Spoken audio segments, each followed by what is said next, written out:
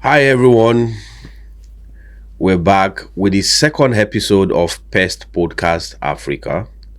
I want to say thank you to everyone that watched, liked, and shared the first episode of the first ever Pest Podcast in Africa. The second episode is here again. The content will be available on all our digital platforms. Pest Podcast Africa is an initiative of Rotimax Integrated Services Limited, a platform that was put together to encourage professionalism on the pest control industry of Africa. We have two amazing guests here with us today. Two amazing guests. To me, I don't always like to introduce the guests by myself. I always like the guests to introduce themselves, so that they can tell us a little bit more that even the host of the show may not know.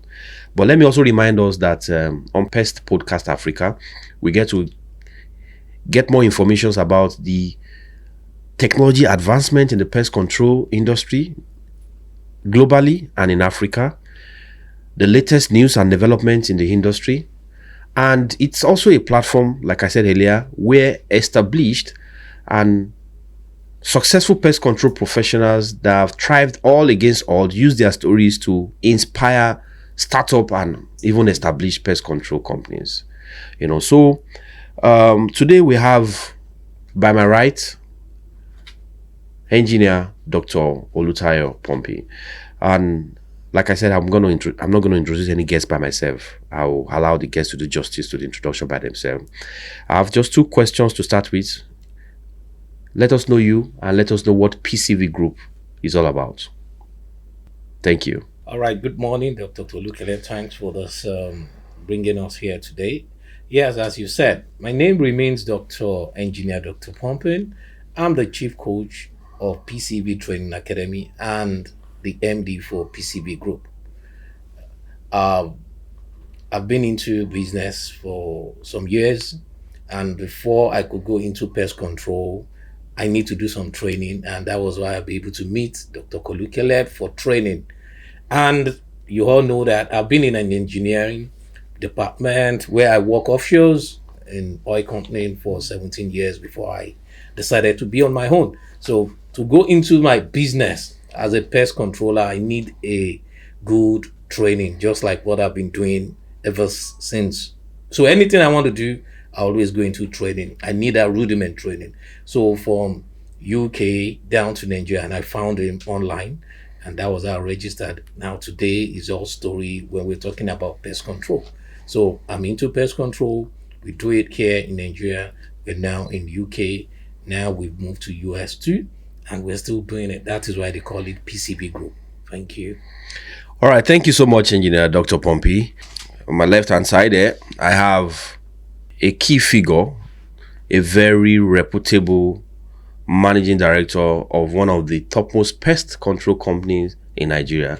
That's in the person of PCO Gbenga, the MD of Diadem International Limited. I didn't introduce Engineer Pompey myself, and I'm not going to start with you. So I also want you to tell us a little bit about yourself and about Diadem brand. Okay, thank you so much, Dr. Olukele. My name is Gbenga Olaitan. I'm the CEO of Diadem International Cleaning Services Limited. We have been in business for over a decade now, to be precise, 11 years. Yesterday was our 9 years in being incorporated as a brand in Lagos and in Nigeria. Diadem has grown so fast from Lagos to other parts of the country, Abuja, Port Harcourt, etc. We have also a branch in Delta State. So Diadem has really grown and has been a brand that has really worked hand in hand with reputable brand like Rotimax, other people in the industry. So we are grounded, and we've been in the industry for a couple of years, and we are doing well. Thank you. All right. So when you say you are grounded, I recall that in 2018, you were one of the guest facilitator at one of our trainings then in Alausa, and you did justice to your session. But let's put that aside. Recently, I noticed that you were the first person in this climb to have a gigantic billboard for outdoor advertisement for pest management in Nigeria. This is not something very common. That's very unusual, everywhere in Abuja, in Lagos, in Anthony, the billboards are there. What actually motivated that style of advertisement? When everybody is trying to tilt towards social media marketing, you just went out of the blue moon and said, okay, I want to do billboards. Thank you so much. That's a very beautiful question. So at the beginning of every year, we have a budget for branding. So for this year, we have about 6.8 million budgeted for outdoor branding alone. And we did for third quarter this year, we plan to have first states in the country to put an advert of 30% discount on all our services, majorly in pest control. So we did in Abuja. We have about 6 boards, in the city of Abuja. We have in Gwarimpa, we have in Wuse 1, we have in Wuse 5, we have in Zone 4. We have about 5 to 6 boards placed in Abuja alone as a city. We have also in Lagos, we have about 3 in Lagos. We have one in Shangotedo, we have one in Anthony, and we have one in Third Mainland Bridge. There is a board, after the, what's it called? After the Adeniji, there's a board there. So we did 3 in Lagos. So every year like that, we want to go out of the blues to do adverts. For people in our industry to know that, okay, we are not quacks. And which is very, very key. A lot of people in our industry believe pest control is for, the commoners, the people that are trying to survive. So we want to show them that what makes Coca-Cola to adverts also can make us also to do an advert. So we are trying to show to people that we are also a brand in the industry that speaks well. All right, thank you. I'll still come back to you on the issue of branding and advertisement and all that. So let's start usually how we used to start. I'm coming back to engineer Dr. Olutayo Pompey. I want to start with the usual question we start with. Nobody just starts business. There's always a plan. Sometimes it can be accidental. There's always a story behind every journey, And from the little I know about you, you're a serial entrepreneur. You're not just a pest control professional. You are an engineer in the oil and gas sector. You have invested in other, businesses and all that. And you didn't just start your business from Nigeria. You started from the United Kingdom. You have a branch in USA, and now you are in Nigeria. How did this start? What actually brought this whole idea of PCV up? Okay, thank you. It's just a simple thing about mindset. When you have a mindset, I've been working and I decided to be on my own. That leadership thing was in me. There's something about the leadership. We have 2 ways of you being a leader. It's either you acquire leadership or you're born leader. So if you're born a leader, definitely know where you're going to be. You need to come out and they will notice you because it is natural. But if you acquire leadership, you need to strive hard a little bit to achieve it. That is why, to digress a little bit about most of our presidents, if they are born leader, we have one of this, like Obasanjo and Jonathan and all that. They are born leader. They go into the thing, they came back, they are born leader. There's nothing you want to do about it. The Tinubu's and all that. But if you acquire leadership, you see that you have to put a little bit of effort. So I intend to look at myself anywhere. When I started my work with the telecoms, the biggest telecoms in Nigeria then. That was Globacom. That was where I started the journey too. But I see that I'm being enveloped. I'm not the kind of person that stay in one place. I love to explore, do things. So I moved out. That was why people said, engineer, how did you do it? Because I did the banking and finance. And people said, how did you find yourself in the engineering world? But I just feel I wasn't satisfied. I need more. So that was why I moved from there. I now have to go to Edinburgh, do some other courses, do management at career and all that. And people just said, how did I cross? That was why I was able to cross into oil and gas. Now, got there, I was eating hard, trying to do everything possible for me to get to the top. Until I got to that level, and I was now thinking, okay, what next do I want to do? And I see there too, I still report to people. I still do, and that's why we're talking about communications, empathy skills, all those things is in me. So I decided to say, okay, what next? I want to be on my own, because there's this zeal in me that saying I'm not who I am. So I decided to look at myself. That was from there. I just said, okay. I wanted to resign, but the fear of unknown. And what I was earning then, those days I was still in oil and gas. What I was earning is millions. So anytime I tell my wife, I want to, don't try it. We have everything. First of the year, they will give a million of wardrobe, these. I have comfortable. I realize that it is other people that are spending this money. I can't spend because I go offshores 1 month to come back, spend 2 weeks, go back. This family bond was not there, but the money was there. So am I satisfied? Not seeing my family because of money. So, but you need to do a sacrifice. I told her after some time, one day I just told her, I'm done. She said, don't try this. But there's no amount of money you can save. You know, we have this fear of unknown that if I drop this job, what would the next thing? But the motivation keep coming that I want to be there.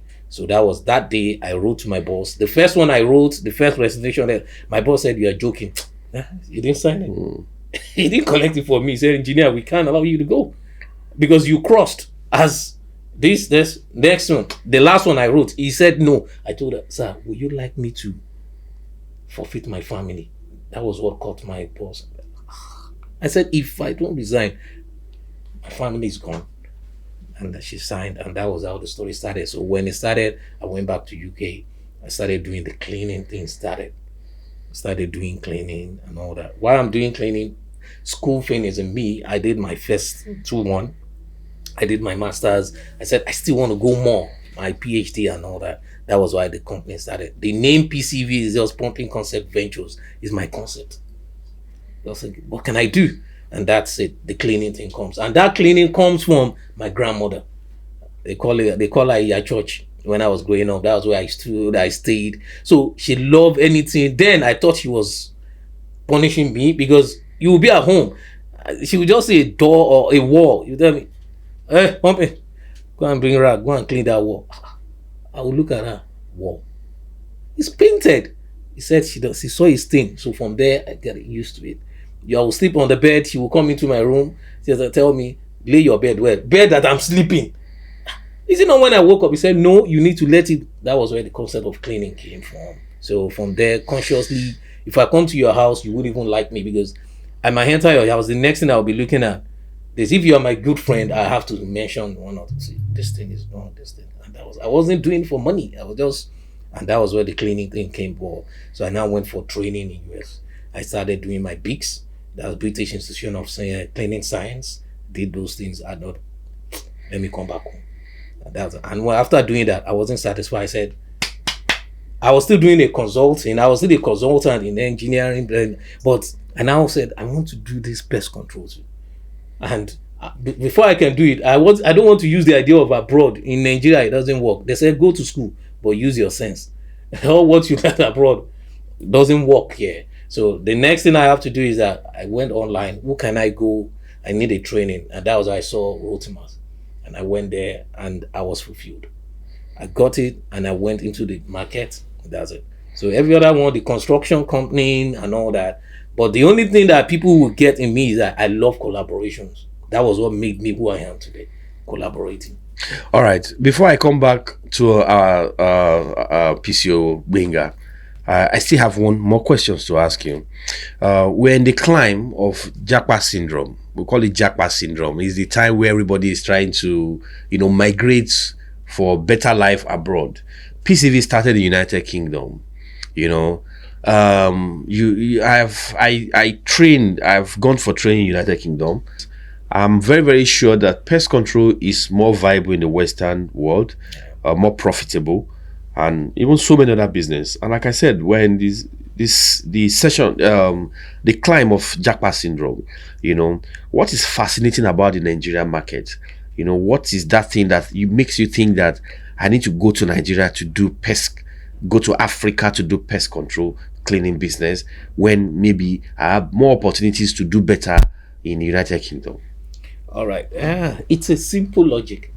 When it comes to structure and organization, we have it there. Your money comes in because nothing goes. But what I'm looking at, I look beyond that. I was looking at where can I get my market? And that was what gave me the edge. Family said they're not coming with me, but I said there's something I'm looking in Africa, and that is what I'm gaining today. Because East Africa is where you can come. I can buy 10, 5, 6 cars. If you come to my garage today, people will tell me, are you sure you're a cleaning company? Are you sure you're a pest control? How can you have all this? But I can abroad, but I need to pay through my nose, the tax, this, but I need to take advantage of what is on ground. That's why Abraham Lincoln said, you need to prepare yourself ready for opportunity to come. So I've prepared myself. So when I came to Nigeria, most of my proposals and all that, the moment I tell them I have BICS, I have ISSA, I had this, they gave me what I need. And it is Nigeria that you can make the money. I'm not saying people should not try to move out, relocation. It's good if you have the money, but do it the right way. Because a lot of us are doing it the wrong way. Some of my friends will come, engineer, I want to come. Some of them sells house, they do this. I'll tell them like that. I told one of my friends that if you are earning 500K, that was then, not now. If you're earning 250,000, Nigeria is good for you. Just come for holiday. But they will tell me, why are you there? I said, you won't get it. Why I was there was because of this. But if you are earning this, come for holiday, but go to the route. Because you come in there, you won't. The way we see it is not the same way we'll see it in Nigeria. Now I can leave my home anytime to go to Dr. Kolukebel's office without even telling him. UK, I will call. It's either he wants to see me or not. But you can do well in Nigeria because Nigeria recognizes quality. That's why the main thing about me coming home, because if you have the quality, you have the value, they will give it to you. But people find it hard. That they will tell it's not moving. It is. I'm a business coach, a business growth coach, and a cleaning expert. So when people come for consultation, what I tell them is, they say, engineer, it's not working. I've done this. The one thing after perusing into what they're telling me, I'll ask you, do you know that you can't be doing the same thing and you expect different results? You're saying it's not working, but it's working for me. If I'm a cleaner, if I'm a pest controller, I joined Peckham through Mr. Tolukele. He pushed us. Out of the whole people that did that training, we were just 2 that succeeded in. But people were looking at the money, the Aerocon. He was really the engineer of the whole thing. They said, go for it. That he has it, not that you will use it now. And when I did, after spending that money, the first one, my money didn't go through. The money went off. I have to apply for the second one. It was running into millions, but I'm happy I have it today. So I told him, it's either you change your strategy. If you don't change the strategy, the business will not work. If it's working for me, it will work for you. Look at Lagos Island, because as a coach, I tell people how it works. Lagos Island, Balogun, see those shops, selling the same thing, and they all make the same money. You're right. So but look at us. My own cleaning is in Lekki here. Rotimax is in mainland. Diadem has his own. So it's not even clustered. So why are you telling me it's not working? The only thing you need to change is change your strategy. The moment you change your strategy, the sky will not be your limit. The heaven will be the limit. All right. Thank you so much, Engineer Pompey. Coming back to PCO Olatunde, PCO Gbenga. You are a graduate of University of Lagos State. I almost wanted to say Maulag. That's why I said I don't know what happened. That Maulag thing did not. It didn't fly. So I want to say sorry. You're a graduate of Maulag. But you're a graduate of Unilag. Did you study pest management Unilag? What was your course of study? Okay, thank you so much. I studied physics and mathematics in the University of Lagos. What's the correlation with pest management? Pest management, for me today, integrated pest management is vision. Okay. For me, when people ask me, what did you study? How did you get here? Before going to university, I was an ordinary cleaner. I work with Renet. Renet is a well-known brand in the industry. Till date. And, when I finished secondary school, we came from that background that we need to batija the secondary school. When you're out of secondary school, you need to at least go and look for work since, admission is not coming. Yeah. So, I have to join Renet in the year 2003. And during the course of my interview, I couldn't pass the interview because they asked me that, what did you know about cleaning? I told them that I clean. I used to clean in my house. I'm the one that normally do daily chores. And they say, that you're cleaning in your house. When Engineer Pompey was talking about my grandmother, we say I should go and, clean a stain on the wall. I was like, this interview, I've been longing for it, and I couldn't pass. So, there was no opening then. And I have to stood downstairs like, if I didn't get this job, I won't go back home. So I waited at the lobby for, then it is the chairman's wife that normally conducts the interview for us. We call her Alaja. So, and she coming downstairs, she saw me say, what are you still doing here? I said, Ma, I need the job. How do you mean? That you, as in the interview, you could not, and you are too young. I'm like, Ma, I'll work hard. I need this job. And she now said, okay, if that be the case, then there was this supervisor then. They asked me to go and meet one supervisor then in VI called Mr. Francis. So I was put in a section where I'll be tearing cartons. And after weekend job, they will, we are not doing much, they will ask us to go and do some other job. They will take us to a hotel. Then Renet was the one cleaning a hotel, Kuramo, Eco Signature then. So we will have to go and do extra work, like when other people will call for extra, those guys that are not doing it, they send them, we are the ones that will go and do the extra work. That's where the passion was bred into me. So, the MD then, it was using Avensis in I think in year 2005 or 2004. Like, you guys, I want you to believe in this job. I want you to see this job as something that you really love. So the passion was sold to us at a very valuable price. He said, whatever you're doing now, you're not doing it for me. So you have to do it for yourself. So I bought the vision. So we are about 6 or 7, then, but only me took that vision personal. And I was living with my grandparents, and they don't want me to work because they were like, if the love of money, if it got into me, I will find it hard to go back to school. So my grandfather was really on me that I need to go back to school. Every month, after the entire work, after the whole thing, I'll bring the money back home that, salary, the only over he called me, you need to go back to school. So he told me that I just need to go back to school. So that got back to me, and I went back to my supervisor then to cut the long story short that, I need to resign, that I want to go back to school. Then he was telling me that no, I can be working and be, running a part-time, doing this. While I said, my grandpa don't want that. I just have to resign. Then there is this gratuity that they normally, is no longer in vibe. There will be a particular amount that will be deducted from your salary. At the end of the day, when you want to go, they will pay you. So it happened that I have to resign. They said, but I don't want to give you that job that time. You beg for this job. Now we are giving you this job and you say you want to resign. I said, man, please, I'm sorry. Then the job has been what I loved because of the passion that was being introduced to us to love what cleaning is all about. So when I went back to University of Lagos, I wanted to study computer science. I couldn't make it. Cut off one way or the other. So we had to do a change of course.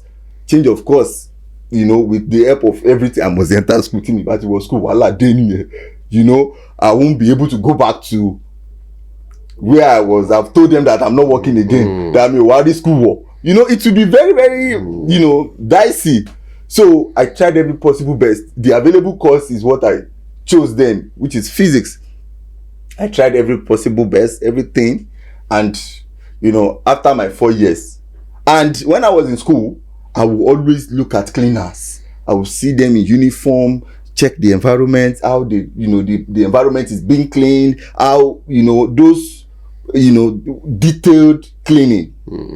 So after my education, my first degree, I got this passion for cleaning. I just love cleaning. So then my uncle said, okay, there's no problem, come and work with me. Because, this is life. The person that has sponsored your education will have advantage to you that, okay, this is the next place. I was employed as a cargo supervisor where I got vision, passion for logistics. I was doing, I traveled here and there, north, south. I'm a cargo supervisor. I would travel, I love, passion for work. But the cleaning is always at the back of my mind. Start Diadem.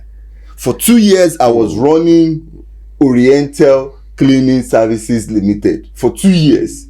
When I got that money to say, okay, I want to register as a company, I was told that I cannot register anything Orient that is already an household name. Yeah. So we now have to change the name from Oriental to Diadem.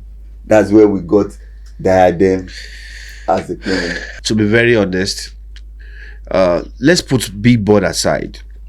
You have done very, very well for yourself.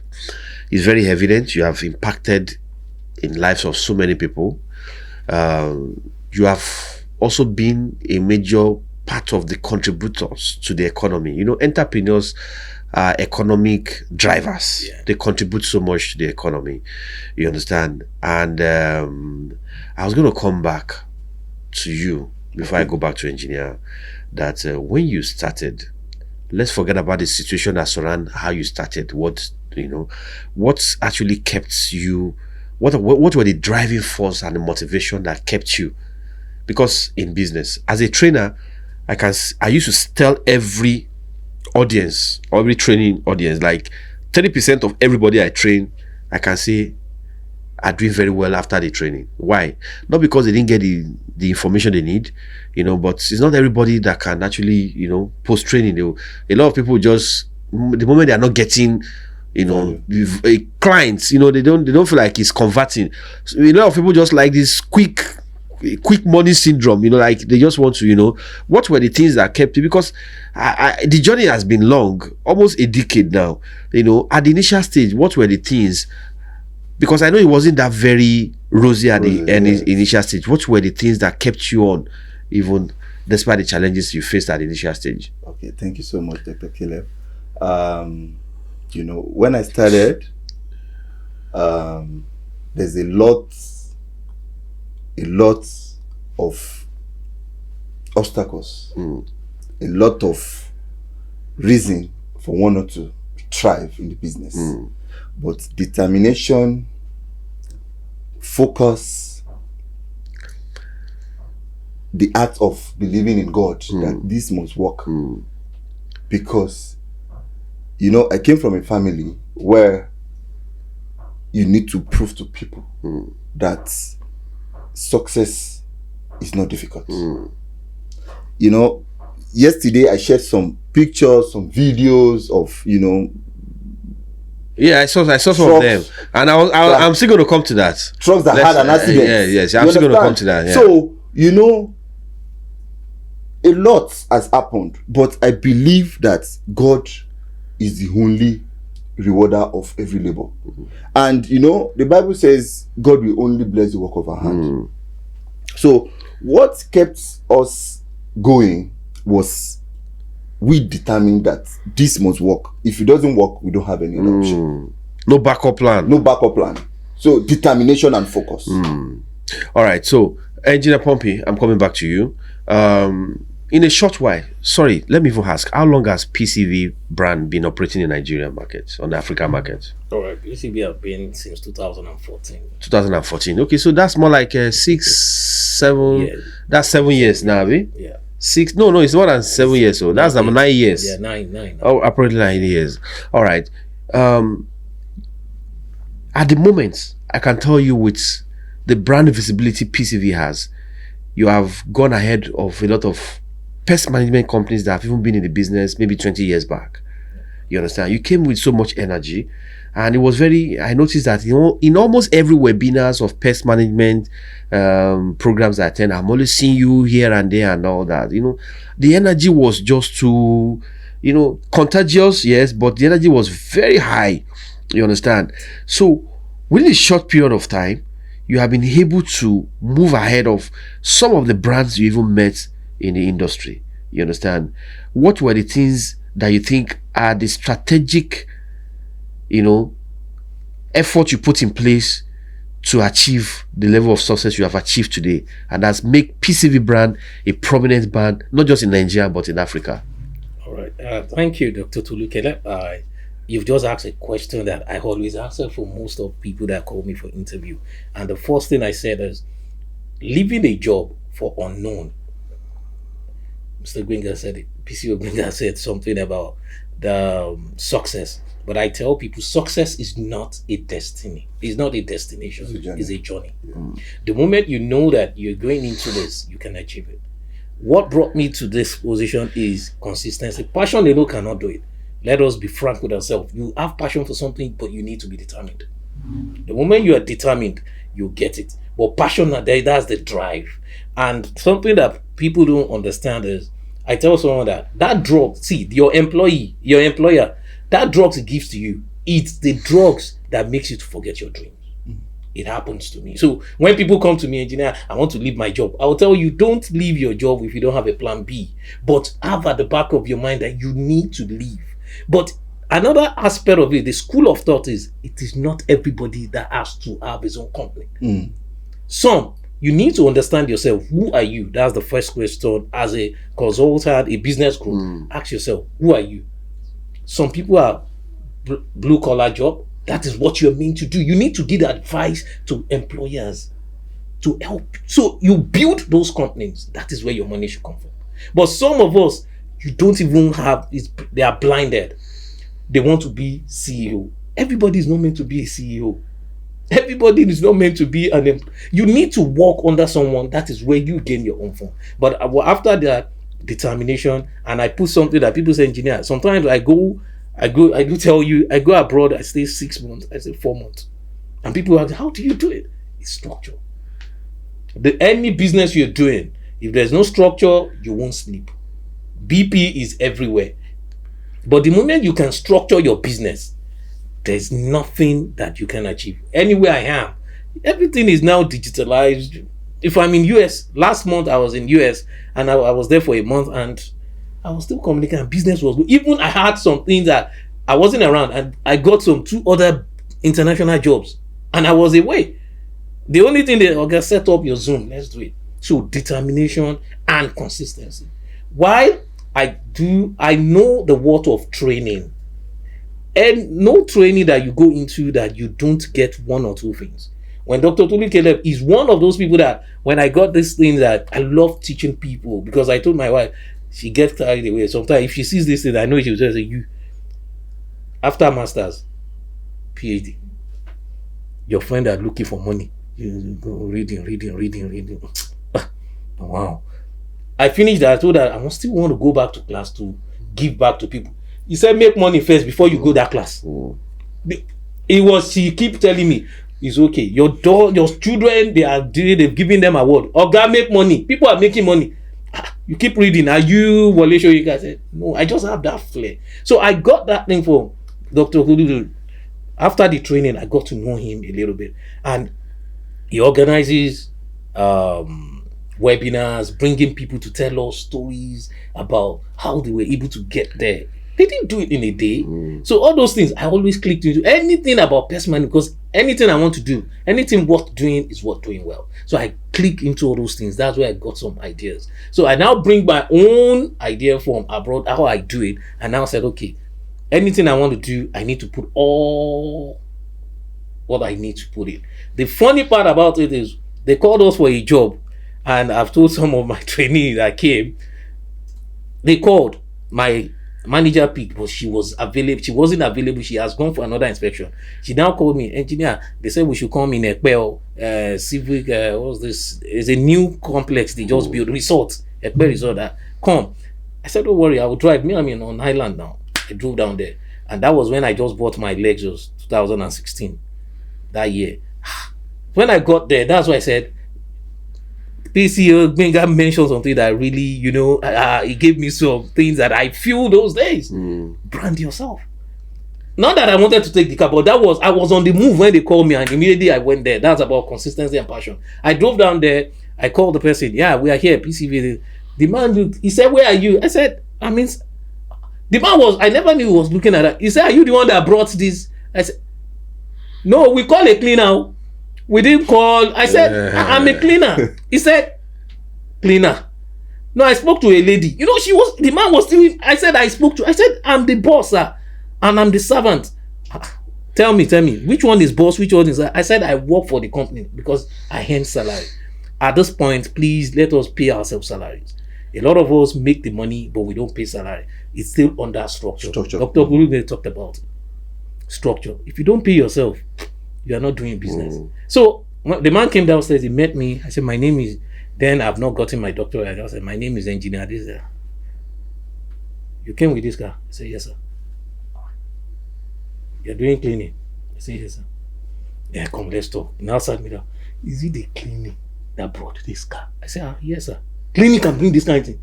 Today, the man has been an instrument to my business because he's in the Lagos State, part of the Lagos State people that direct. He keep giving me jobs. He said, cleaning. I thought you guys are dirty. Is it not Igbale? And I need to educate the man. This is how they do it. This is how they do it. The man said, cleaning. How much did you buy this guy? I said, talk. I know. I know. But what am I saying in essence? The way you want people to address you, that is the way you should dress. Most of us will tell you, but I tell people too, you don't need office to start a cleaning business. I started for how many years? I don't have office. The only thing that made me to have office for this, because I have other jobs, construction jobs and other jobs that I do. That was all. Why should I be paying money? I love to calculate myself. So consistency, focus, and planning. To crown it up, structure yourself from one side. All right. Thank you so much, Engineer Dr. Pompey. Coming back to PCO Olatunde. Engineer just said something now that you don't actually need a business. You don't need an office to start a pest management business. When you started Diadem, did you have a physical office? Thank you so much. When it's mentioned that I have to,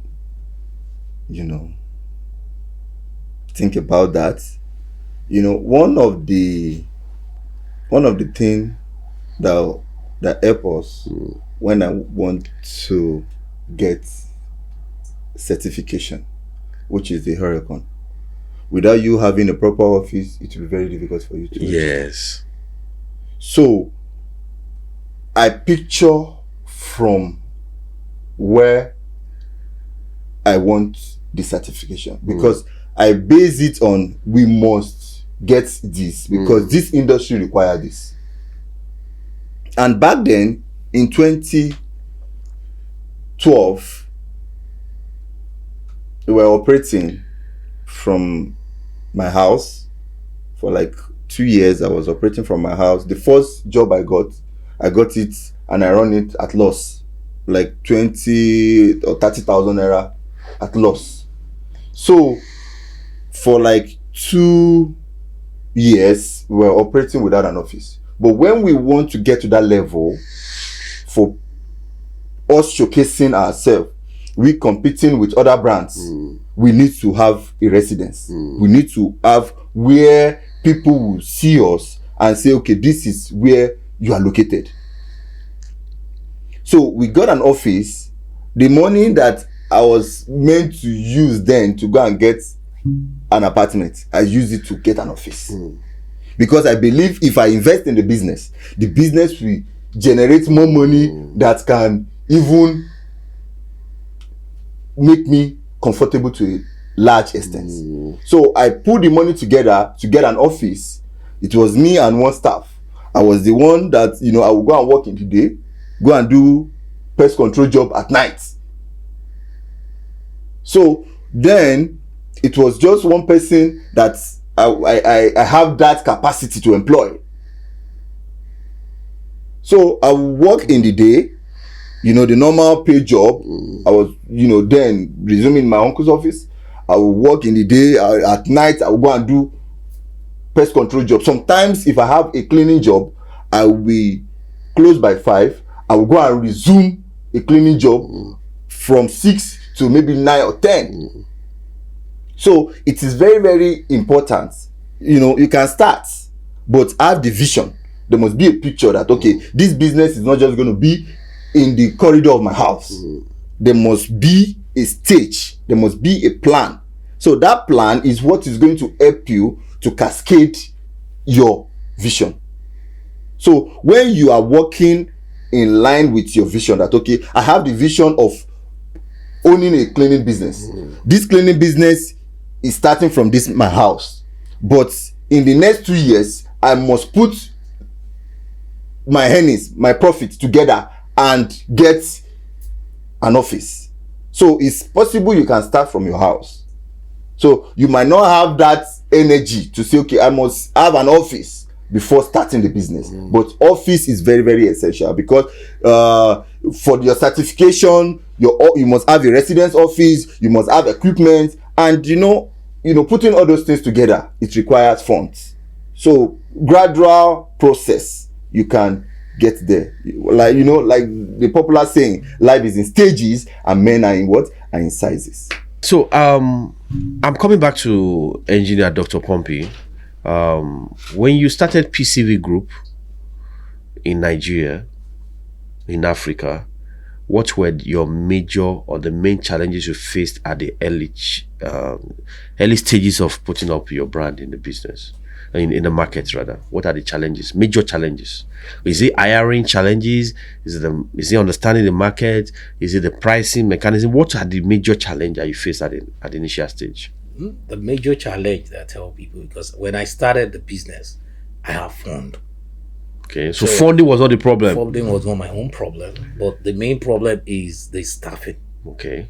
How the staffing and the technical know-how. I've done the whole training that anybody might have think of going for, but the staffing and technical know-how of now, I've been an employee for years. So what I've been doing, all those shortcuts that we do, I'm sick today, but offshore you can't even do that. But if you do that, you didn't work for that day. Everybody wants to work. It's only when you know that you're really, really strong that you can work fine. But what I did was the employee mentality that if I didn't work today, 30 days, they will pay me. So by the time I started mine, that was when I now noticed staffing. You employ this one today, the next few days, sometimes 2 days, they've left. Some won't come to work after they've done interview. Some will call them for interview. No. And why, when PCO Gbenga was saying about office and all that, I like your school of thought. It's all about planning the process. But for everybody that wants to start, you need to have your vision. Your vision will move your mission. If you don't understand what you want, you can't just tell me because you don't have an office, that is why you didn't start the business. If I can start a business for years without office, I understand the certifications and all that. It's nice. But the same office that I have my house then. So behind my boys' quarter I can say my boys' quarter is more or less is better than some people's office. But because it's my house, that's why I'm telling you, it's my house. I have 2 BQ, but I don't have my family and all. So I just make this one. So when they came, Oracle came, it was in my house. They did it. They came to my office. I have arranged it already, office type, and they did it. And Bigs, all the almighty British institution of science, I was accredited. I have my IDs and all that. They didn't come to I told them I'm operating this my house, which is acceptable commercially. But it's better for you to have a vision. Sometimes you don't have money to operate. You are telling me office. Go and get the office. What's the office going to do for you? When somebody come to me and I want to get office to do what? That's the question. You just don't get office and stay in your house. You pay logistics cost. Some people don't have focus. Cleaning and pest control. Apart from certification, I am this person. I'm open and always like to tell yourself the truth. It's about if you get office, what will you do? The office will never imply or resort to money. You need to go out there. Cleaning, under cleaning, I'm talking about cleaning now. Most of our clients, 100% of our clients, I can say they've never been to my office and they've given me millions of jobs. Millions. Retainership, they've not been to I will be the one to go to their office. Go to your office. From my training from where's this forgotten this is Marangold. Marangold says your office should be your website. Your website. We are not talking about physical office, but your digital office should be well branded. Most of us don't even have physical office, and we don't have internet. We are talking about physical, but this world has gone global. Before they can tell you to want to come to your office, they want to see you online. So when I started, staffing was my problem. And after I was able to overskill, jump past it, staffing and technical know-how. Because after your training, cleaning, I was able to level up. But when it comes to the issue of pest control, you call this, I said, I don't want this way. They will tell me, oh God, this is how they do it. Are you the one to, oh God, this is how I've been working for 10 years. Have you gone for a training? He said, no, I've been working. Oh, because you've been doing it this way and you think it's the right way. No. So staffing and technical know. But later, after leveling up, I just see it as something that I wake up, I can travel as I am today. Dr. I'm traveling tonight. I have to travel tonight again. And I don't think about it again. But before, if you don't detach yourself from your business, that is not a business. You need to detach yourself from the business. Let the entity, it's a 2 different entity, your brand and individual brand. The moment you detach yourself, the business will keep flowing and that millions will keep coming in. So staffing and technical know-how was my very big challenge then because I was working with oil companies. So I have enough fund to do whatever I wanted to do. That was why when I brought in this, I know maybe you remember, I brought in a caravan. I went to US. I said, I need a crane van. Some people were saying engineering, but I realized that it's just about branding. Inside of my car, I will bring my crane out. It will lift us all, clean whatever I want to bring it down. I saw it in Houston. That was where I said I need to bring it to Nigeria. So it's all about branding and prepare yourself, just like what Mr. Dr. PCO Gbenga said. Prepare yourself for tomorrow.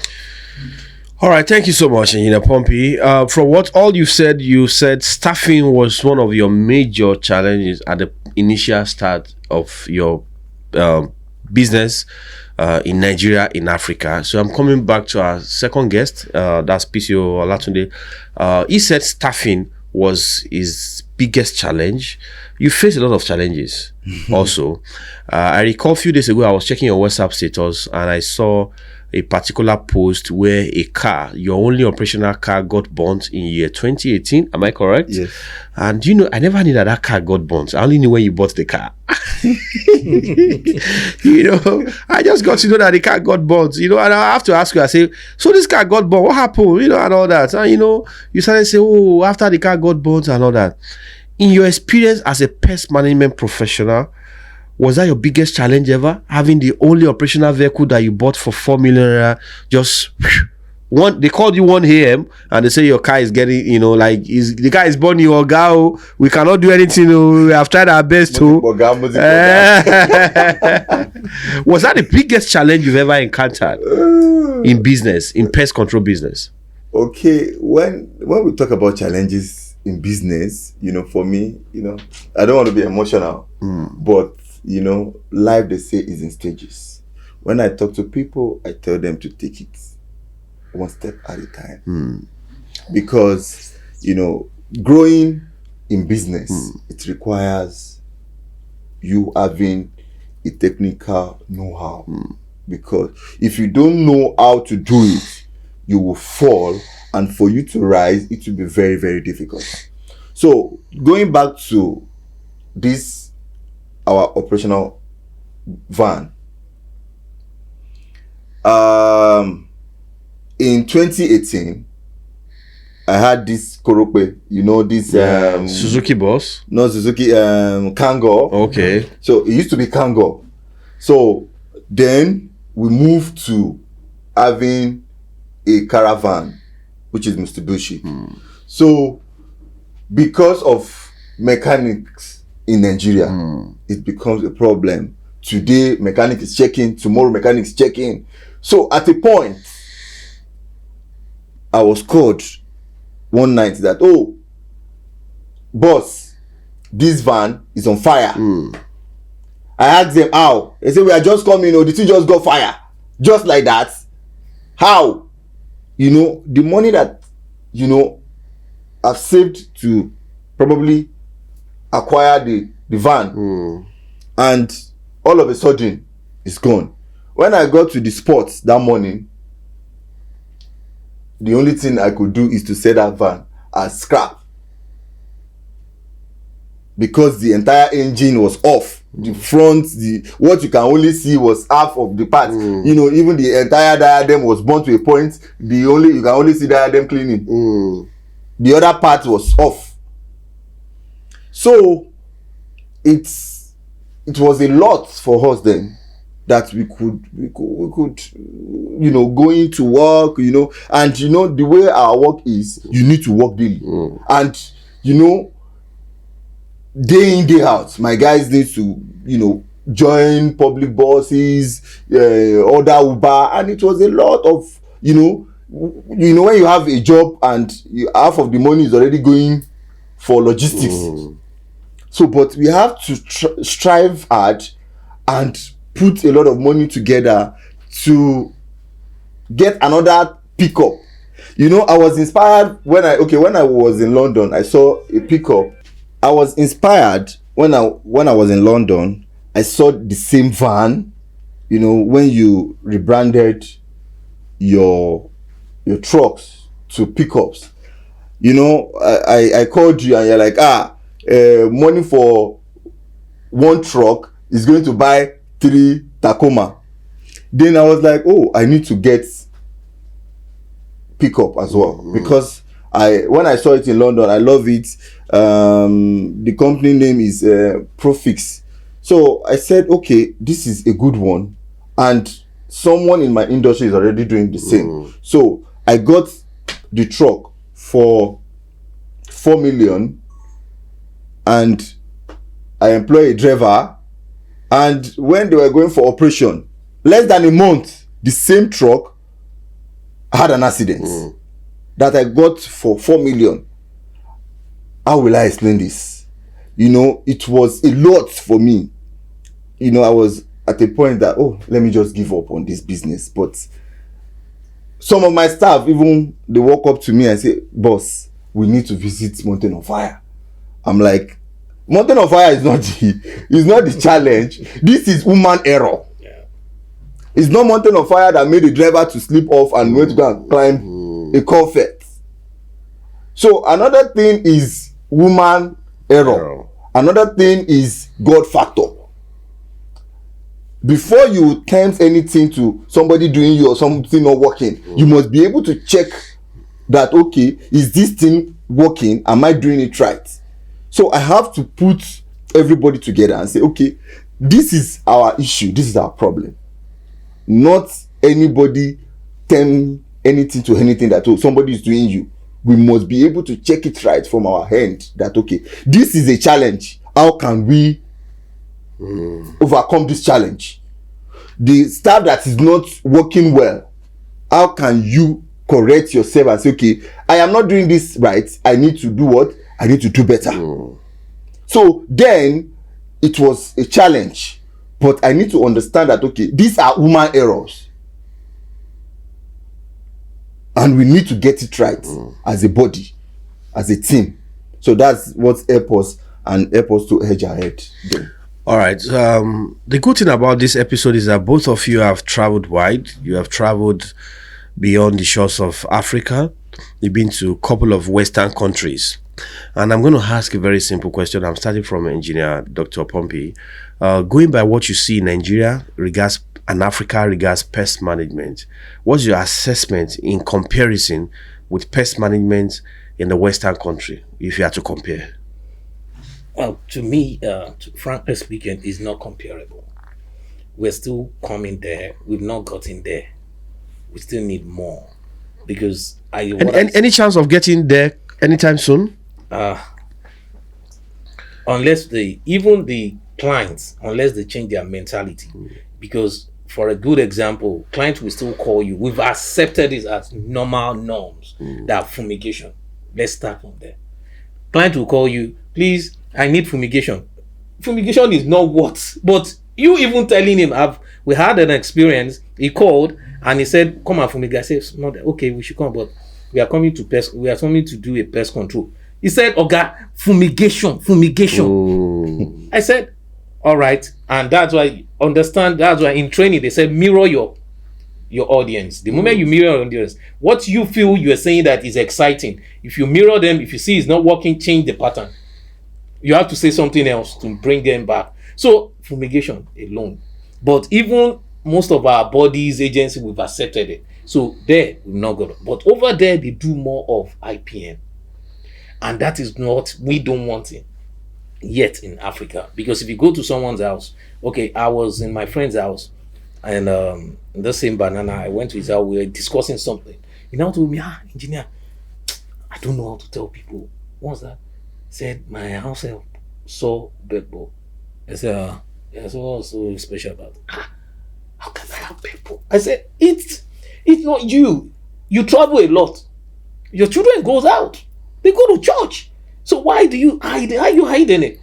And true, if you go into my car today, you will see, because if I traveled, I love buying gadgets. I have all these vacuums, small, all these portable vacuum. And I said, okay, don't worry. Where do you say? He said this one. Do you know that I used a vacuum? He was not looking at me. He said, where are the chemicals? I said, don't worry. Where did you? He said, that room. They locked the room. They said they allow nobody to go to that room since the house have detected it. And I went there, I was using a vacuum to help. And after I said, we are still going to come back because it's not something we treat once. But he told me, engineer, with vacuum alone, they've not seen anything. I said, but you have to pay me. He said, well, I shouldn't come again. I don't come. But what I'm saying is IPM is what they practice there, integrated pest management. But here in Nigeria, we see everything as chemical. All right, so getting there is, we are far away. We're very, very far. Very valuable insights. In the Western country, in the advanced country, there's more emphasis on IPM, but in the African market, there are more emphasis on fumigation. PCO Gbenga, do you share the same idea? Okay, thank you so much, Dr. Tolukele. That's a very great one from Engineer Pompey. With my own experience, I've traveled wild, and I've traveled around Africa, Europe, etc. And I've seen what pest control is all about. And it's different from our own approach. And no matter how professional you are, you have to come down to our markets. That is it. So if you are not coming down to our markets, people will not buy what you're selling. You know, I can use someone in the industry that is practicing IPM in Nigeria, and people still complain about their services because it's not every time you want to spray. It's not every time you want to say, okay, you understand. You want to check what is happening. But, you know, over there, I've seen in Dubai where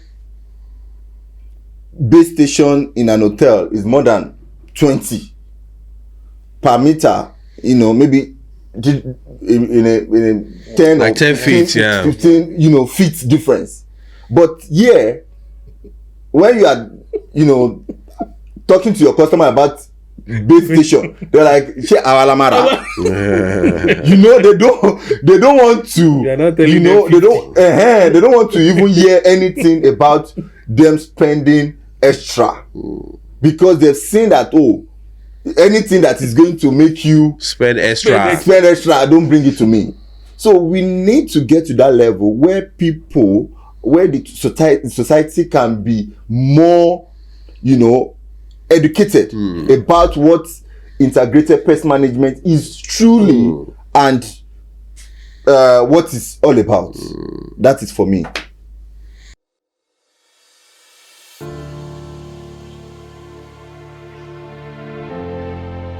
Hi, I'm excited to announce that Rotimax Pest Control Training Academy will be celebrating a 10th year anniversary in the upcoming weeks. Wow, how time flies. It's already a decade of promoting excellence in the pest control industry in Africa. For the sake of clarity, I am not saying the Rotimax Group is celebrating a 10th year anniversary. I mean the company herself. Obviously, Rotimax is far more than 10 years old in existence. I'm only talking and making reference to the training academy. So it's on record that the first ever pest control training organized by Rotimax Pest Control Training Academy actually happened on the 22nd of June, year 2013 at Yaya Baton. That's our former office. And the second training was April year 2014 at Excellence Hotel.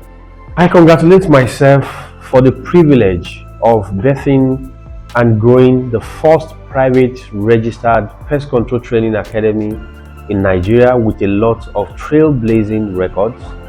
And I also want to appreciate all major stakeholders that have made this journey very smooth.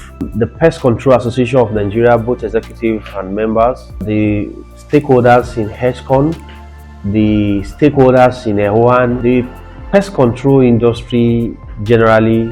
For every member of our alumni network that has been part of this, I want to say thank you for the support and for being a part of our success story so far. In the coming days, we'll be announcing activities that have been lined up to commemorate this milestone. Definitely we have to celebrate. We must celebrate. We'll be putting out information on our plans to celebrate a decade of doing a great job in the pest control industry of Nigeria. A decade of churning out well-trained and mentored pest control professionals into the industry. Like I said earlier, it's a decade of promoting excellence in the pest control industry of Africa. We have no plans to stop. We have no plans to slow down. The journey is just beginning. Thank you and God bless you all.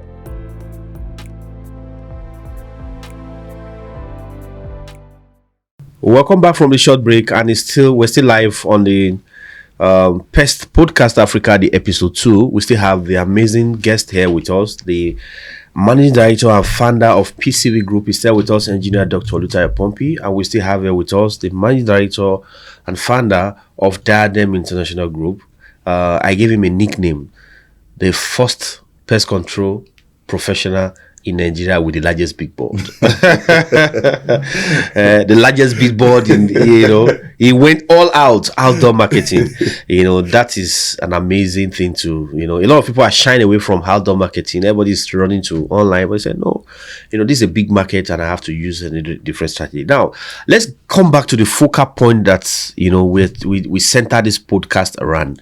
That is the essential keys to customer retention and pest control management professional. In Africa, the game is different. And I'm going to start from PCO Olatunde. What are the keys to retaining clients? Everybody knows that pest control is a repetitive business. And I keep telling a lot of people that comes to me, my mentees, that when you're complaining that you're not getting new business opportunities and all that, have you taken time to analyze the opportunities you've had if they're coming back? Because it's just more than not saying, oh, we're not getting more clients. The bunch of the clients you've had in the past, if they keep coming back, it's a lot for you to even sustain yourself, and all that. So because by the position of law, it's a repetitive business. There's a law in Nigeria today that every public facility must carry out pest control every quarter. Yes. You understand? Every 3 months, and all that, So even the private guys, a lot of people have this mentality, I have to do this 2 times, 3 times in a year, But in most cases, customers try a pest control company, they move to the other one, they try this one and all that. So what are the key indices that will make a client to say, oh, I want to stick to this young guy, I want to stick to this company, and I want to keep having this company as my preferred choice? That's what we're saying. That what are the essential keys to customer retention in the pest management business? Thank you so much, Dr. Tolukeleb. For us in Diadem, our watchword is customer retainership. Our watchword in Diadem International is retainership. So if you are not doing a good job, it is very, very difficult for you to have a referral.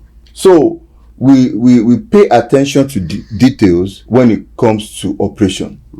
So most people in our industry don't pay attention to details, and that is why sometimes they find it difficult to get more clientele.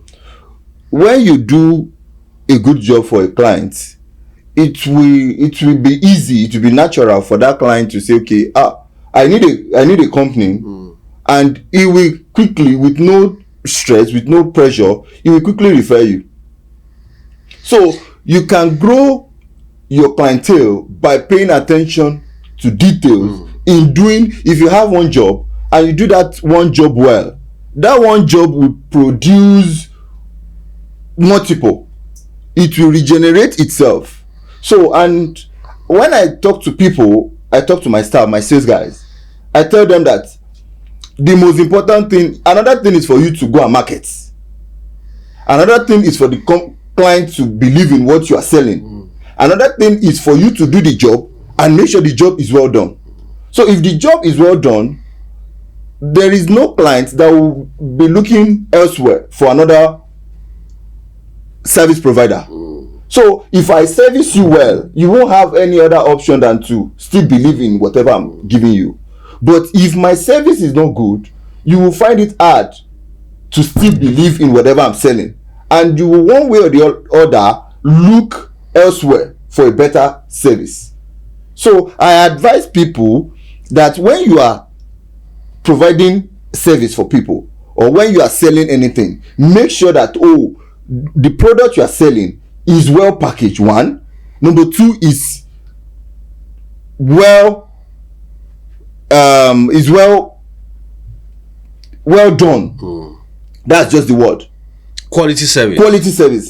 So it's well done. If the job is well done, the client won't have any other option than to come back. So if you do one job well, that job will call for a multiple other ones. Thank you. All right, so back to engineer Dr. Pompey.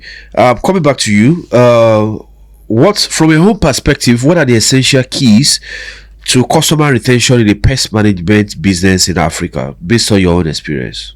All right. Thank you, Dr. Tulukele. It's another opportunity for us to lecture ourselves when it comes to customer care, retainership, and all that. Let us differentiate something. When we're talking about customer care, retainership is two different words. Customer care is just the act of you doing what? Supporting a prospective or existing customer, doing and delivering. While retainership is trying to retain the person or the client in respect of doing a service or providing a product. Now, when we're talking about retainership, what I always tell and what I always teach, I have a course that I teach when it comes to retainership. You need to merge. It's a funnel. Customer care, retainership, they meet somewhere. And that point, we under economics, every one of us that take economics to the equilibrium point, they meet somewhere that they need to interchange. And the moment they interchange, we now talk about the skills. What are the skills? Number one thing, if you want to retain, let's leave the technical part. One, talk about excellent communication skills. You talk about empathy skills. You talk about time management skills. I'm going to talk about time management skills because I did something in London School of Graduate, time management skills, a course. It has helped me to retain a lot of customers. So we talk about I've mentioned time management. I've mentioned how to perceive customers. It's part of the skills. And so when you do all these things, you will be able to retain their customers. A lot of us don't know how to retain clients in the sense that number one thing that can make you to retain, just like what PCO Gbenga just mentioned, that is when you give value, definitely you will know how to. When you give value, they will definitely come back for you. But if you don't give value, there's no how you get a referral. And that is what will lead me to, there's this thing we call, in my own organization, our organogram, I cut off what they mean by marketing. So I use sales. I leave the marketing because I went for money management course in US and the lecturer made me to understand that sometimes we are paying some money that is not necessary. So you need to find out, do the funnels, extract. So I eradicate marketing. I now merge it with my sales force. Those sales force are the one doing it. And I will tell you, the moment you get one client and you can't retain it, you've lost 10 clients. So when you know how to do your customer care, your excellent customer communication skills, you have your time management, you have how customer perceive, how you perceive your customer. These things are what we know, because even when you deliver value and you don't know how to communicate, sometimes we'll do some jobs, we don't do follow-up. You've done a good job. Let us, in a good scenario, you went to the person's house. When you finish, do you know that any client that can give you extra money apart from what you've paid, that means you've done excellently well. Now, someone that has given you such money and never called you back, there's a problem somewhere, and which is the communication skills. You don't know how to perceive your customers. Customers that have perceived you the first day, it worked, and he said, I had a customer, one of our customers, in Abuja. We worked. The man flew me from Lagos. He said he want my team to come and work. I said, don't worry. He said, engineer. That was the. We'll cut this one. The man told me, I've never seen it before, but I was embarrassed. But I have to, as a professional person, sir, this is the amount. But he said, the person that told me said, I want you to be on the site. I said, sir, this is you talk too much. A client telling me I talk too much. I said, sir, the price, you talk too much, Mr. Man. How much is your price? Okay, sir. What I'm trying to say is that if my boys, oh God, you are talking too much. The job, and I said, give us XY amount. Is that your best price?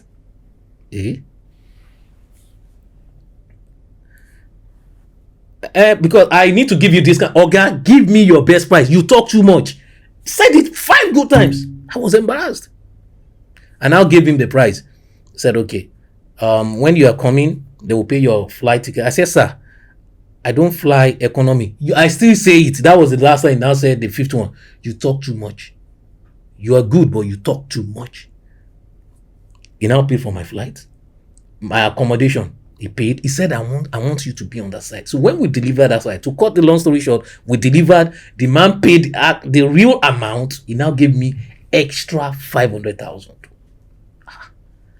He now said what? He said, the way you coordinate yourself, I like it, but you talk too much. When we saw live, I said, sir, but I was trying to explain. He said, see, there's some clients, they don't need all those your story. What they need is, they've told you how much. I knew what you were trying to say. He said, I knew what you were trying to say. You want to explain why, but I don't need it. I want you to be there. Just give me your price. So communication is very important to retain the customers. Feedbacks, very important. Thank you so much. Quality service, following up, communications. These are salient points that you both mentioned that are very important in customer retention. But I'm going to ask you a question. Let me come back to PCO Gbenga. What is your most embarrassing moment with Pest? You know what I mean is that and the most embarrassing experience you've had in pest management, you know, with a client. Okay, I had one scenario in, I think it was in year 2014, and you know, and it was a case of bed bug. And you know, after the treatment, the client called her. Which kind of job do you say you are doing? The treatment you did, after 1 week, we are still seeing bed bug. I'm like, sir, it's possible, because bed bug is one of the stubborn pests in IPM. He said, what is that? Why are you telling me? I said, we have pests that are very, very stubborn, and they call them stubborn pests, even in integrated pest management. He said, educate me more. I mentioned, we have bed bug, we have beetle, we have weevil, he said, Oga, this is the challenge I was having. And before I called you. And what I want you to do for me is to resolve it. So I said, okay, no problem, sir. I will send my team. At initial, I told him that, this treatment is going to be 2 times. He said, no, 1 off is okay. That I don't want you coming around and because you want to use that to collect money from me. And at the end of the day, I explained. He said, no, 1 off is okay. Just do 1 off and I'm going to pay you X wide amount and I'm fine. So when he called me, I said, sir, the treatment we did, all the live one, we've attacked and we've killed them. But there is possibility that the egg is still going to ash. Because the egg comes in layers. It's different from the normal egg that we have. So the eggs, the one part of the egg can still ash. He said, okay, if that be the case, so you guys should come. So, and you know, then I told the man that, okay, this was the main problem that can make us not effective. He said, no, you are a professional. If you are treating bed bug, you should treat it once and the bed bug should go away from my house. And in IPM, we have pests that they will really make you feel as if you don't know what you are doing. So bed bug was that challenge that we had then that makes us feel as if we don't know what we're doing. But as the time goes on, we understand the modalities, what it requires, how to solve the problem. So when we are advising clients, we tell them the best way and the best path to get rid of bed bug, even in an hotel or anywhere. All right, thank you so much. So from what you just said now, a bed bug experience, bed bug infestation brought to you probably your most embarrassing moment as a pest control professional. Engineer Pompey, what was your most embarrassing moment as a pest management professional? What pest brought? Recently, I saw a video of you doing termite control in an estate, drenching and all that. You know, you had a field day. You had all your guys on. You know, we collaborated with some people, and it was a very good outing. You understand? But outside that, what pests or what experience are giving you probably the most embarrassing moment as a pest management professional? Okay, it's true. I will mention two because they were really, really embarrassing, and it gave me something that makes me to go back to class. One of them that made me to go back. The first one is mosquito. We treated the man's house. The house is in Asokoro. He called us all the way from Lagos. That's why I tell you don't limit yourself. Abuja mosquito is not. They are very, very stubborn. So sometimes, you know, in business wise, you don't limit yourself because some people will tell me, engineer, how will you Lagos take you to Abuja? It's about how you position yourself, positioning. So the man called, he said Abuja. I said, you know, when he called, the whole Abuja, he said, see, I've used, and somebody told me that you can do it, that you did so thing in UK. Yeah, okay. We flew down there because I wanted to call the way I do. I love collaborations a lot. I wanted to call someone, but there's that same man that called me. He said he's giving me a blank check. That was why he told me, I'm giving you a blank check. Just come and treat. When you finish treating, tell me how much it is. I said, okay, thank you, sir. But we need mobilization fee. Mobilized, and we got there. We did the time. We know the mosquitoes. We treated it. We said, okay, let's do this. Open spray. We did this. We did that, and all that. We left. We did it in the night. We've not gone back to Lagos. They were saying Abuja. He called me later that night. He just called. LA rang. Your so-called doctor, what have you done? I said, good evening for your good evening. With all your mouth, you went to this, you sent me pictures, I went to your page, I see you in this place. What have you done? I'm still seeing mosquitoes in my house. Sir, he said, shut up. Still seeing mosquitoes. What we got? I said, okay, sir, can we come back to this? Do you think I will sleep in the house? I can't. After your you were braggadosing and all that, your braggadocious level. Sorry, sir. I went back there. We did our own thing again. So when we now got back, I now need to follow my boys down there, my team, getting there. I now notice that house is a traffic area. For mosquito? Even now, as in the people that stays there, you know, when things happen, and the training I did when I was abroad, I now need to say, what could be? We did it. How can it, even if it's like 2-3 days, I was like, why can it be that same day? And the next thing he said is, he has not gone there. They gave him reports. So I went there.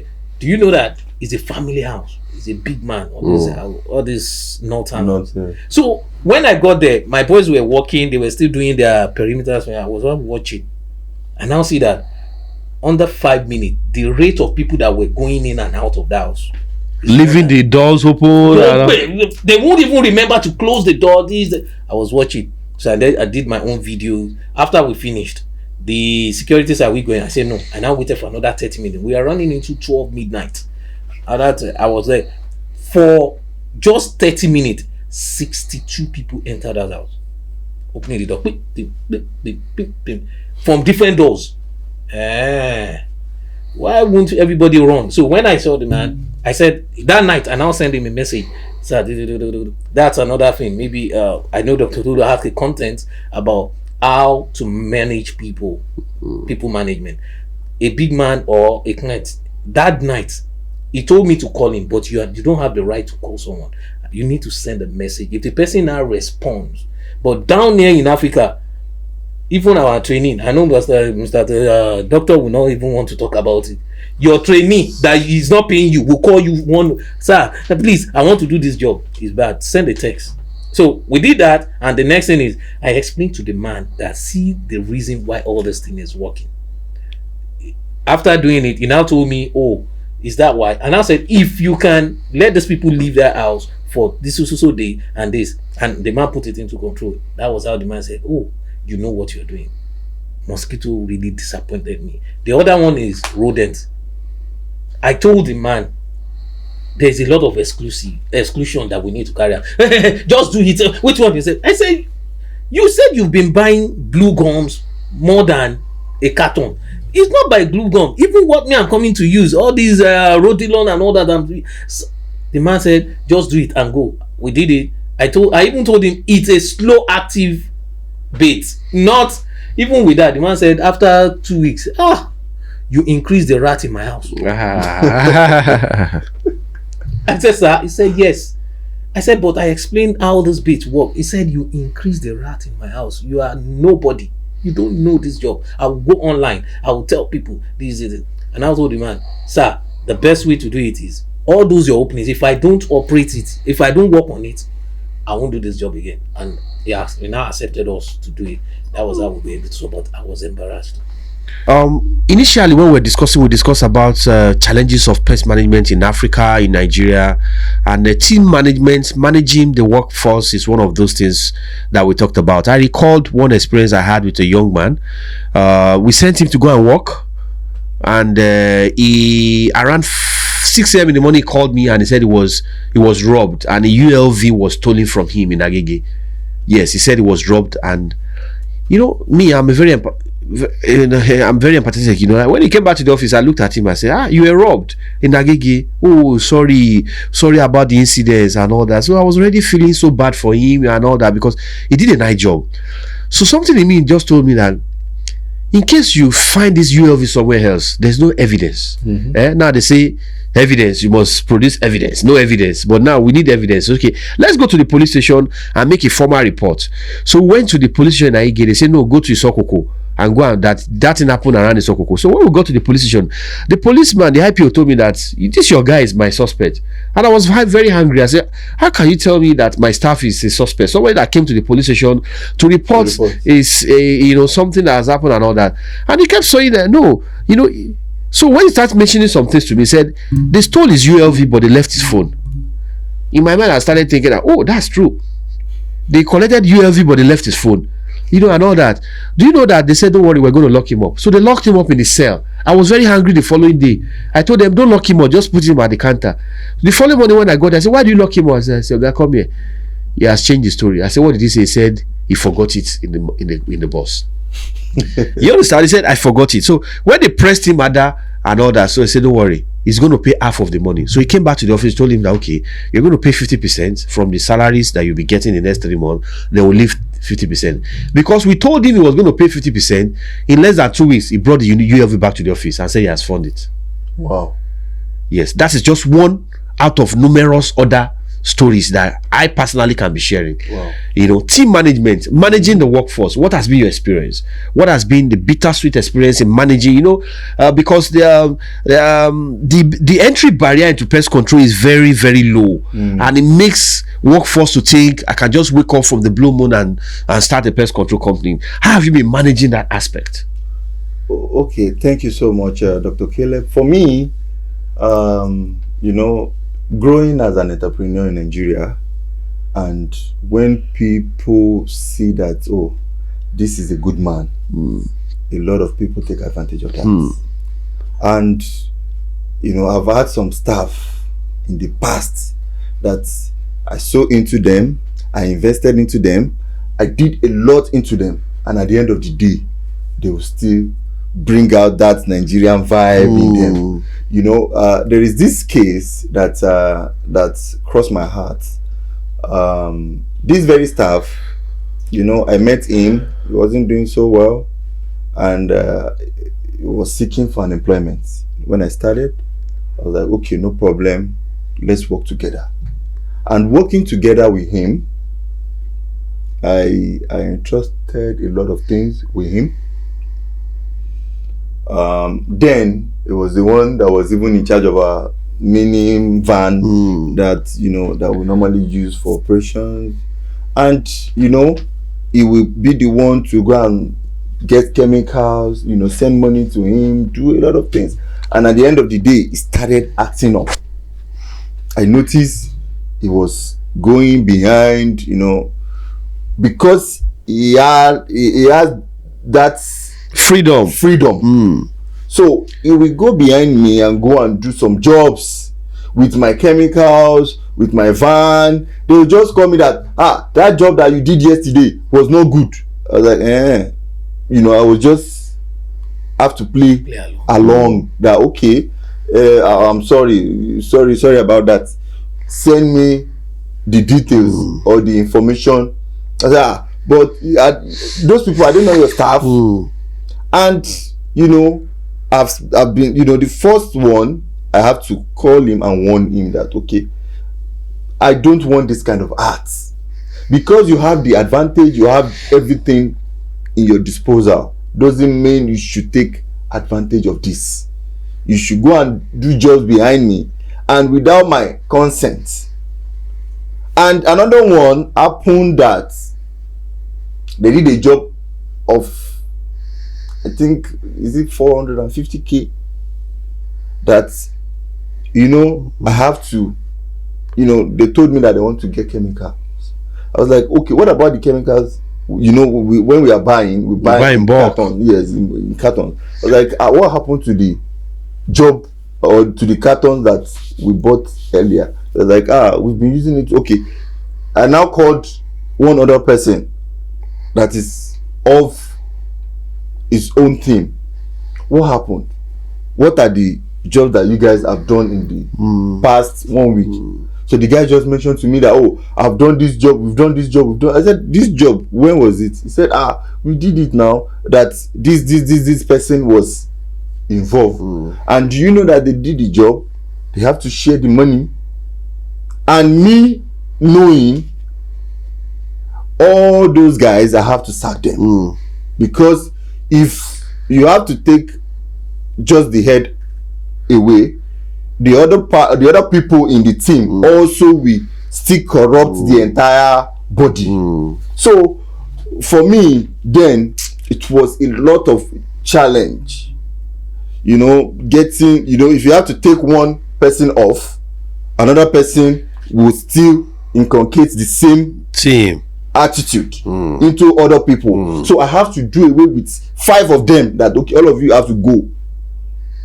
So any job that is coming, I will go and do it myself. And the one that I cannot do myself, I will tell the customer that, oh, sorry, we cannot do it now, call another person. So for that period, you know, I have to sack all of them because the entire system was corrupt. So, and you know, that decision was huge, but I just have to do it in order to make the system good again. All right, so at Pest Podcast Africa, like I said earlier on, we use stories of established successful pest management professionals to encourage startups. Your story is similar to some of, you know, my own part of story. I've had to sack entire team twice, but that is not the story for today. Engineer, what's your experience? We're almost rounding up with employees in Nigeria when it comes to, you know, team management. What has been your experience so far? Yeah, I had a very bad one, and which cost me a lot, and which made me to do more of crisis management and management, staff management. I need to go for more of this course, but learn on the job more than it helps. To round it off, it cost me to the point of this. The thing that happened is something when I remember it, I feel bad. You don't want to talk about it. It's so bad. It's very, very bad. Because one, there's nothing like sentiment. What PCO Gbenga said, that's the best thing. Please don't give sentiment, or don't feel emotion, or oh, if I do this person, it's going to be bad. Because the first one happened that my staffs, because I don't stay around in Nigeria more, they are using my house to rent to artists. Your house to rent my to house in Lekki. And I never knew for years. And when God wanted to, because when I'm traveling, I will give the key to them, take the key. The security is there. It's a teamwork. That's why I say, when you mentioned it, I feel bad. It's a teamwork. Security open. They are using my house. I now asked one of them, that day I traveled, they never knew I was coming, because I normally call them. But that I don't even know what happened. I was coming from South Africa. I didn't even, there's a change of plan. I just took Uber, coming on. Go to the pressing horn, but where is that? When he opened, I was just walking towards my door. I just saw one coming from the behind. Yes, sir. They were trying to distract me. I wanted to, sir, my friend, what happened to you? What are you, 4 of them, what are you doing? When I entered, I saw lightning. lightning. Everything was positioned, even in my own room. I saw different people in my house. What is going on? My house. I just looked. I called the police. Studio. Come on. The policeman came. The guy told me they've been doing it. Asked how much, and how much are they giving them? 30,000, 40,000 to use just the apartment. My house. So I was now thinking, maybe because I don't normally watch home videos. Because I said, what would have happened if my wife have seen this? My wife just that saw it. My friend was said, it was only one of my friends that said, Pompey, you don't reach that level where they rent house or what? Oh, you gave them as. I said, I don't know. So I left those staff after they apologized, their family. Part of them, when I now traveled the last time, they swindled the whole house. They cleared my house. I think I heard about that. Yeah. They cleared the whole house. Wow. I saw this. The security guy clear everything in my house. Remove the plasma. Maybe they couldn't take some. Drop it on. They went inside. Clear everything since that day. I said thank you, staff management. So please don't put emotions. That what you did, I've learned it. I'm even happy to hear from you. But I would think I need to pay them. If I sack them, what would they eat? So that's so let me chip in something. There is this very story that happened to me. You know, we have 8 minutes more. One of my biggest clients then when I started was High Impact Planet. You know, there's this amusement park opposite. MFM. Almost MFM. I'm the one that did most of their, cleaning, their, what's it called? Most of their apartments when they opened then. So then, because the man saw the vibe and the energy in me, then he asked me to come and help him to clean his apartment. One of my key, it was even my supervisor. Okay, I asked them, okay, 4 of you should go to the man's house. So they went to the man's house, and getting there, they cleaned everywhere. Big man's house, they have a lot of peps in their racks. This very man, they did that, they cleaned it the first day. The following day, they have to go back to go and big man's house in Magodo. They have about 5 rooms, cleaning one after the other. So the man just called me the following morning that, hello Gbenga, come to my house now. I was like, come to my house. Getting to his house, he said, my perf. Who took my perf? I said, sir, your perf came. I was surprised. He said, this perf, I bought this perf the last time I went to London. These are the set of perfs that I have on my rack, and one is missing. And the one that is using currently, then it was Tom Ford Black Osh. And out of my staff, the one that stole yesterday, he now used the same perf to come to the house. So as he used the same perf to come to the man's house, to come and work the following morning. So when the man called me, I was like, sir, okay, let me wait for them when everybody arrived. So I locked them. I said, Talentum mu who stole perf in Oga's house. It's not me, the way people yes. It's not me. He said, And the man's first son was around watching us, trying to see the whole scenario. So I said, okay. And part of those guys, not most of them are already boiling. Me, I don't used to steal. God forbid. I was like, you guys should just calm down. Come close to me. I was now trying to smell what they are wearing. So I now smelled the guy. I said, guy, this perf, this is the perf. I know the perf. He said, Eshemi jeje. Do me small. Do me small. How? And the man has already left.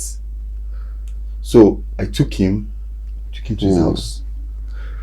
You can't believe what that business cost me. We had about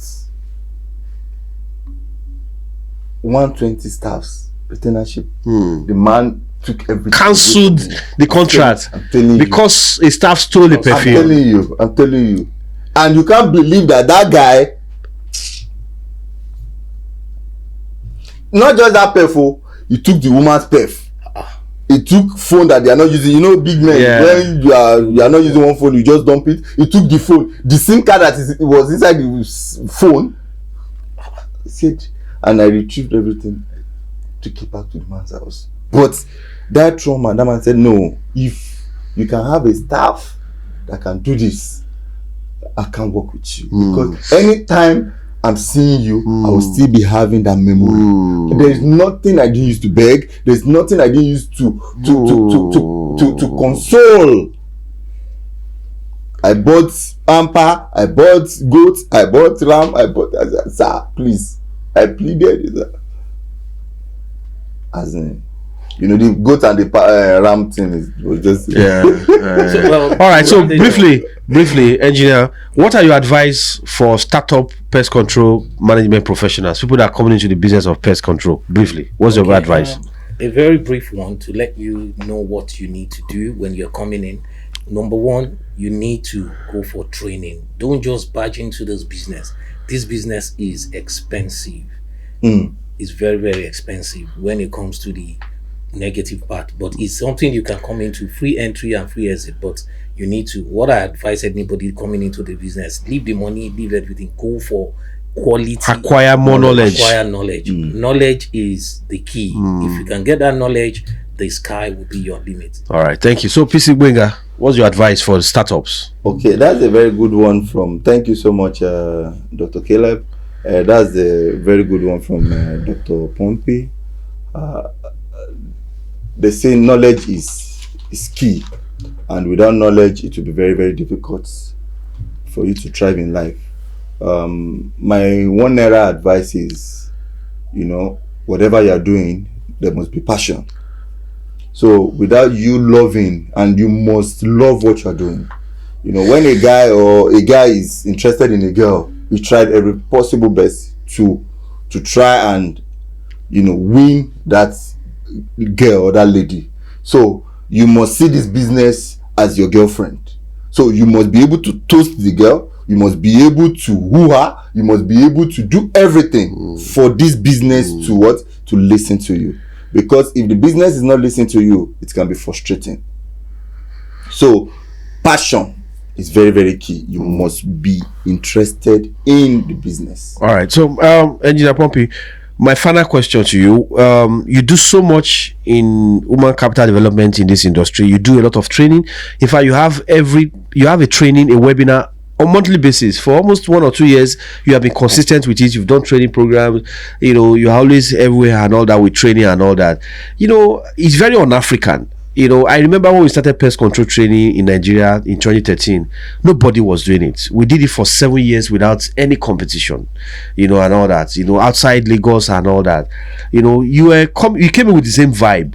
You understand? This competition, you know, is un-African. People always want to hold everything to themselves. They don't want to share.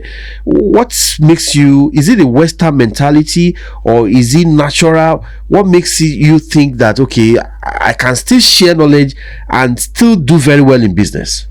Okay, briefly. A very good one. That's a very good question. When it comes to training, Africa, we are not getting there, and I believe very soon we should be. Is that we don't embrace training. We don't like learning. And there's a saying that says, if you want someone to lose in Africa, keep that thing in a book and give to the person. The person won't open it. If you want to dash someone something, that's it. They don't like to read. So the moment we need to understand, reading is what that will showcase you out there. And when it comes to I believe I'm the originator. You can't take it from me. And if I share anything with you, that doesn't mean you will take my client. But in Africa, or African mentality believe, if I share you my ideas, that means you will take my client from me, which is not. I love sharing. I love collaborating. I love telling people how it works. That is why most of the training I go to, we do fight with some of my facilitator, and they will say, "Engineer, what's your problem?" I hate facilitator. If you can't teach me while not working with the book. I went to Dr. Olutayo training. He was saying some things without even checking the slide. These are things you know that they know it. What you're teaching me, the moment you are watching that slide, that means I can do it on YouTube. You go to first slide, you read. There's no training. Training has to be you yourself. So that is what I've been trying to do. Let people, sanitize the environment and let us understand. All right, my final question, PCO Olaitan, do you believe that pest control market in Nigeria is saturated? Do you believe that there's still space for newcomers based on understanding of the market? That's my final question. Okay, thank you so much, Dr. Caleb. For me, the sky is very, very, very big for everyone to thrive. So for people coming into the industry, there is plenty room for them to thrive. So what belongs to Diadem, it will never come to PCB or Rotimax. It will never come to Rotimax. So I believe in people growing, and I believe in people learning, and they can reference to other people, because if I have knowledge and I fail to share it, the knowledge will die with me. So if I fail to share what I have or what I've got, it will be very difficult for me to for people to reference to me that, oh, this I learned this from these people, I learned this from this person. Rotimax has trained a lot of people in the industry, and when they are sending their tributes, when they are selling their videos of how they have been impacted by the good and the great work they have done so far, that was a very good one. So knowledge is what is meant to be shared. So for people coming into the business, there is plenty room for you to thrive in the industry. The industry is a very rosy one. Trust me, you are doing well in the industry, and you too can do well. That's what I can say about it. So on Pest Podcast Africa, we also advised our consumers of DIY methods.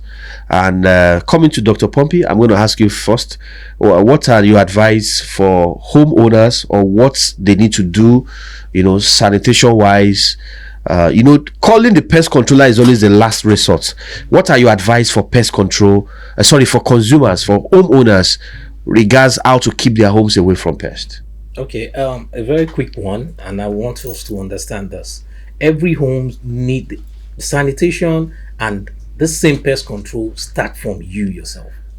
Before you can call the pest control company or provider, you need to take care of your home. And they said even the pest control start from cleaning. If your home is clean, you won't need to call a pest control company to come. So what you need to do is that always make sure your environment is neat, clean, and do away with unwanted things that is not meant to be in the house. And that is the example. Some people will buy TVs and all that. I'm doing a content on.